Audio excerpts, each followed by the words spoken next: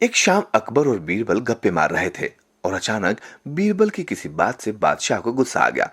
उन्होंने बीरबल को दरबार से निकाल दिया और आगरा से भी चले जाने का हुक्म दिया। बीरबल, तुमने मेरा अपमान कैसे किया?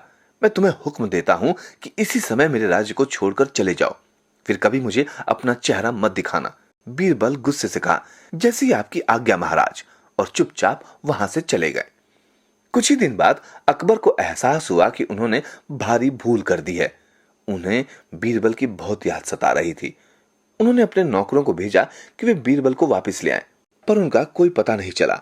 बीरबल अपने घर पर भी नहीं थे। कोई नहीं जानता था कि वे कहां चले गए थे। बादशाह अकबर ने उन्हें खोजने का बहुत प्रयास किया, पर बीरबल के बारे में उनके परिवार वालों को भी कुछ नहीं पता था। एक दिन दरबार में एक साधु महाराज अपने दो शिष्यों के साथ पधारे। शिष्यों ने दावा किया कि उनके गुरुजी दुनिया के सबसे बुद्धिमान आदमी हैं। अकबर को लगा कि क्यों ना वे साधु को ही बीरबल की जगह पर रख लें, पर वे पहले उसकी परीक्षा लेना चाहते थे। उन्होंने दरबारियों से कहा कि वे साधु से कठिन सवाल पूछें। एक मंत्री ने पूछा, इस संसार में सबसे श्रेष्ठ क्या है? ज्ञान। इस दुनिया में सबसे गहरा क्या है?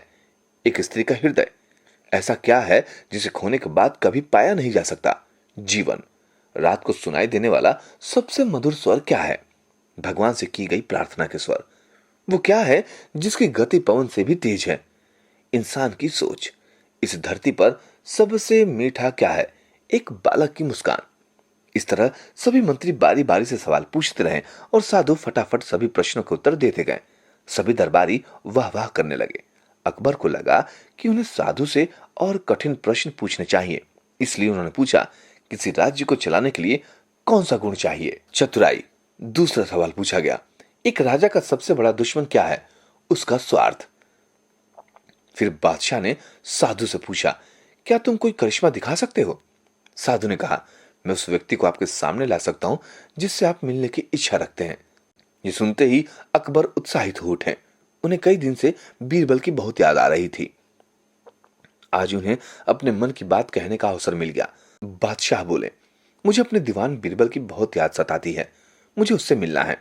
साधु ने उसी समय अपनी नकली दाढ़ी और मूछें उतार दी। बीरबल ही साधु के वेश में दरबार आए थे। सभी दरबारी बीरबल को देख चकित रह गए। अकबर अपने बीरबल को पाकर खुशी से झूम उठे। उन्होंने बीरबल के सहायक बने शिष्यों को भी इनाम देकर दरबार से विदा किया। पिछली बहस के बारे में न तो अकबर ने कुछ कहा और न ही बीरबल कुछ बोले। उन दोनों का नाता ऐसा ही था।